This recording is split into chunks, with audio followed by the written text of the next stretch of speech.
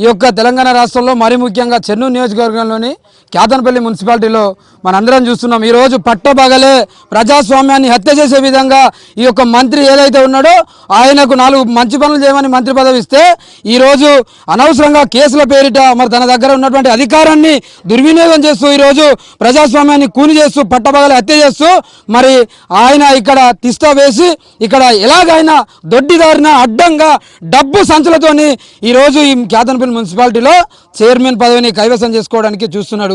అయ్యా మంత్రి, నువ్వు నిజంగా అవివేకంతో ప్రవర్తిస్తున్నావని నిన్న తేటతెల్లమైంది। నీకు నిజంగా ఏమన్నా ఉంటే ప్రజాస్వామ్యం మీద నీకు కనీసం విలువ అనేటువంటి ఉంటే నువ్వు నిజంగా 7 సీట్లు వచ్చిన దగ్గర ఎట్లా గెలుస్తావు అనుకుంటావు? అంటే నువ్వు మూర్ఖంగా ఆలోచించి మిగతా ఉన్నటువంటి పబ్లిక్ను కూడా మూర్ఖంగా ఆలోచించమని అనుకుంటున్నావా?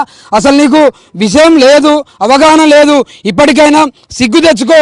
ఇలాంటి ఉద్యమాలు మాకేం కొత్త కాదు।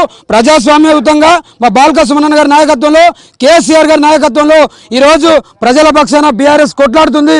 ఈరోజు బీఆర్ఎస్ పార్టీకి అదేవిధంగా సిపిఐకి ఈ ప్రజలు మద్దతిచ్చి పట్టం కట్టారు। నువ్వు ఎన్ని ఒడిదొడుకులు ఎన్ని దుందుడుకు లెక్కలు చేసినా తప్పకుండా నీకు కర్రు కాల్చి వాత పెట్టి